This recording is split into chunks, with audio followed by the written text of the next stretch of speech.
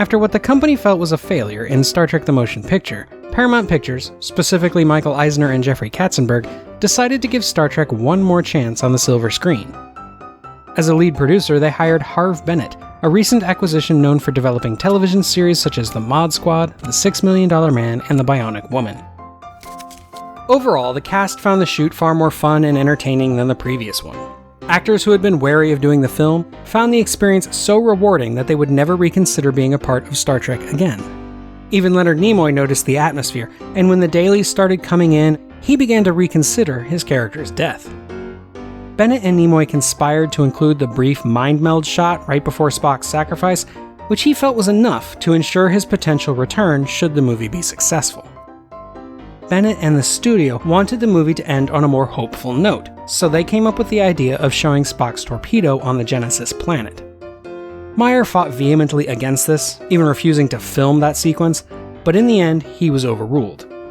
Star Trek II: The Wrath of Khan opened on June 4th, 1982. In its initial run, it made a domestic box office gross of $79 million. And though that was less than Star Trek the Motion Picture had made, it was enough for Paramount to consider it a resounding success.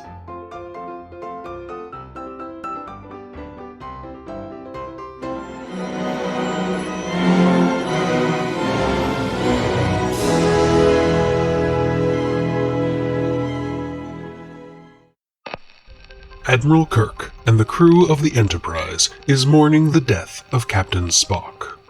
As they return to Earth, this feeling is made all the worse when Dr. McCoy seems to have a mental break and when they learn that the Enterprise is set to be decommissioned. Meanwhile, a brutal Klingon commander is on his way to the Genesis planet to steal its secrets from the Federation science team that is studying it.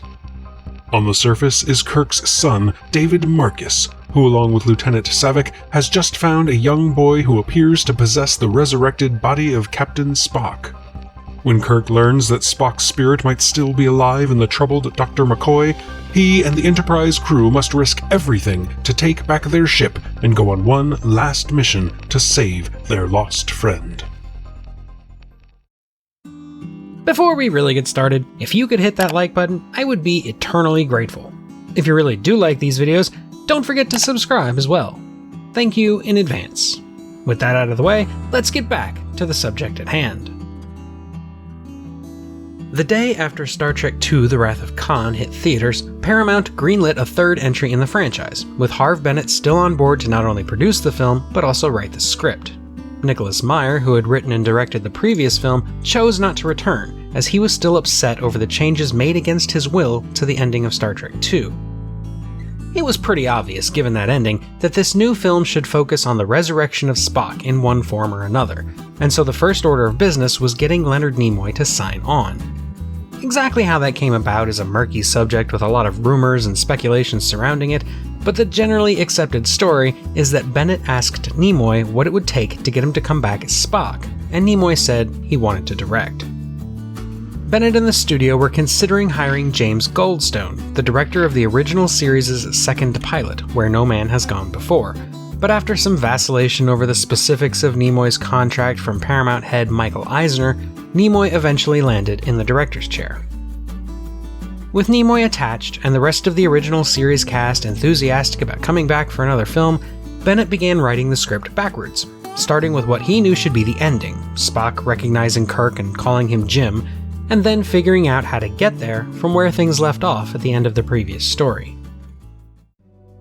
He and Meyer had developed an idea during the writing of Star Trek II that was called Return to Genesis, in which the Enterprise, without Spock, tries to save Savick and David from hostile aliens trying to capture the secrets of the Genesis planet, and Bennett built off of that as well. Early drafts included the Romulans as the main villains, but both Nimoy and Bennett ultimately agreed that the Klingons were more appropriate for the story they wanted to tell, and the studio also felt that the Klingons would be a better draw.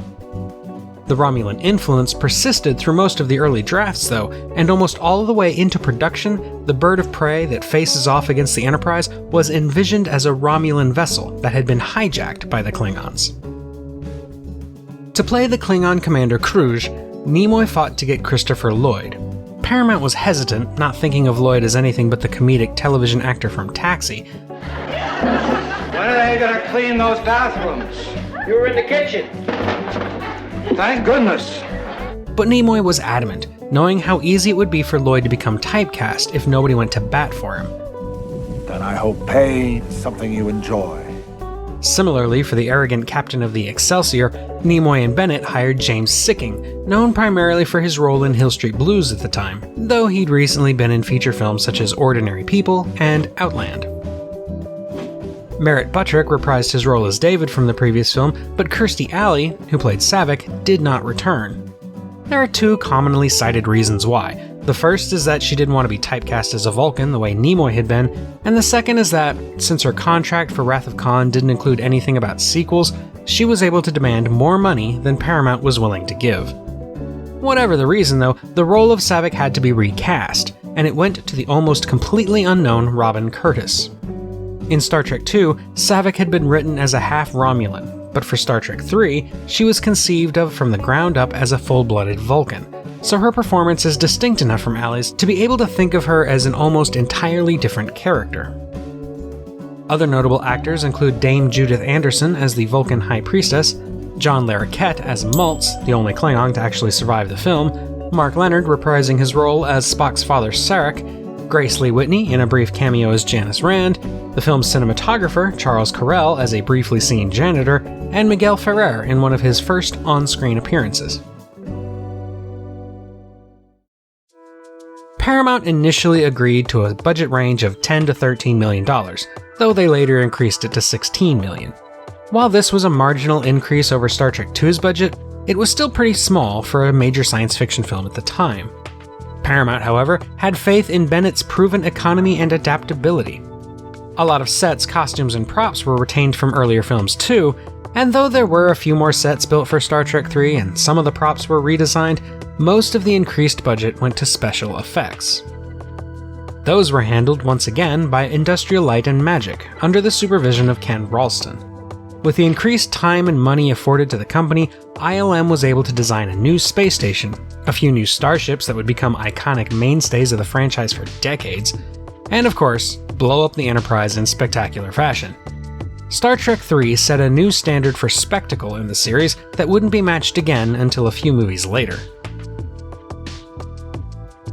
Principal photography began in August of 1983 under tight security. With the exception of a single day of location shooting at Occidental College, the entire film was done on sound stages on the Paramount lot. The stage that served as the Genesis planet, Soundstage 15, nearly burned down in an arson fire that took out several of Paramount's stages, but the fire was put out, with the help of some of the cast and crew, including William Shatner, before too much damage was done. There was one significant plot leak during filming, namely the fact that the Enterprise itself was going to be destroyed. This garnered some controversy, though it wasn't treated as seriously by the fandom as Spock's death had been when Star Trek II was in the works. Bennett and Nimoy were relieved that the fan magazines were mostly dismissive of the leak as a rumor when they bothered to mention it at all, but the filmmakers were then horrified when, shortly before the film's release, Paramount went ahead and spoiled it anyway in the movie's trailer. Join us on this, the final voyage of the Starship Enterprise. Star Trek III, The Search for Spock.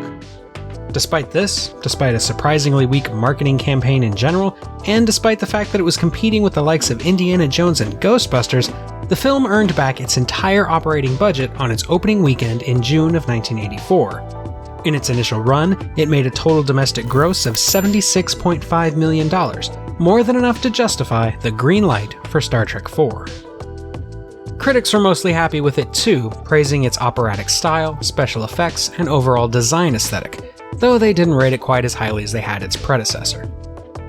As for my personal opinion of Star Trek III, I have to admit to being pretty torn on it. On one hand, it is a brisk and exciting adventure that feels more like the original Star Trek television show than its cinematic predecessors. I enjoy its unabashed sense of fun, and Christopher Lloyd's Commander Kruge is a memorable villain, maybe not as cunning and intelligent as Khan, but somehow even more ruthless. He's certainly the best and most memorable Klingon up to this point in the canon. And I also don't mind the inversion of Spock's logic from Star Trek II, the idea that, for humans, sometimes the needs of the one can be more important than the needs of the many, despite all logic.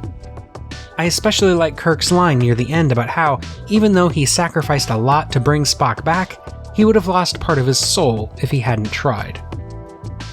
On the other hand, the writer in me finds the story absolutely infuriating in how it undoes pretty much everything that was built in The Wrath of Khan. I don't know if this was Bennett's television instincts kicking in, but the direction of the plot seems to be heading backward to the status quo rather than forward into Brave New Worlds. Bringing Spock back is one thing that is perfectly forgivable, especially given how much the ending of Star Trek II sets it up, but the movie goes out of its way to try to put the Genesis genie back in the bottle, to kill off Kirk's son, and to downplay the embrace of middle age that was so important for these characters. It even lays the groundwork for Kirk's eventual demotion back to captain, in addition to layering on William Shatner's makeup so thick you'd think he was trying to paint away 20 years. The only character with a satisfying arc is Bones, who comes to realize just how close he was to Spock and how much he relied on that connection. When combined with DeForest Kelley's performance, Bones is probably the best thing about the movie, but even his emotional journey feels a little underdeveloped, relegated to only one or two poignant scenes. That said, the movie does have some thematic depth, and it's bold enough to destroy the Enterprise for the first and probably most emotionally impactful time in all of Star Trek.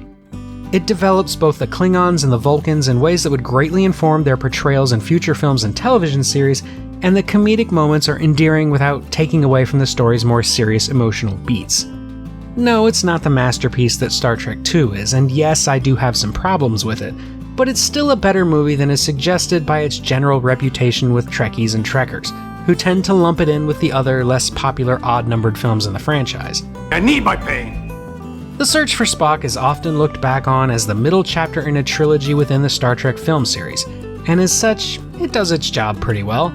It manages to continue the successes of its predecessor and lay the groundwork for its sequel, ensuring that Star Trek would be an enduring franchise for years to come.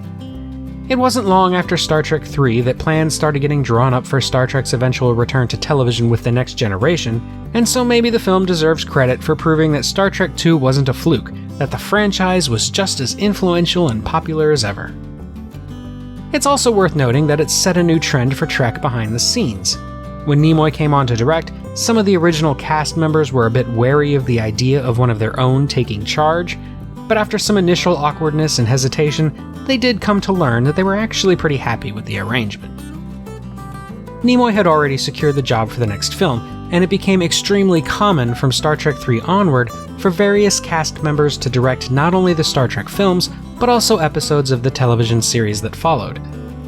Far from being just a throwaway anecdote in Star Trek's story then, Star Trek III: The Search for Spock is an essential turning point, the first movie in the franchise to be made with high hopes for its future.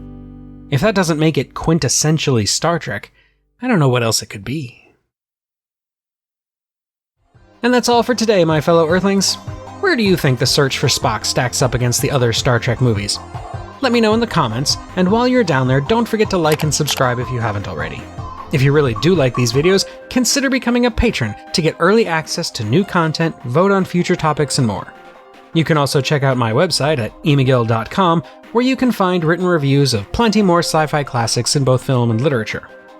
Until next time, though, when we'll get prehistoric and supersonic, this is the Unapologetic Geek, telling you to never be ashamed of what you love, as long as you're not hurting anybody.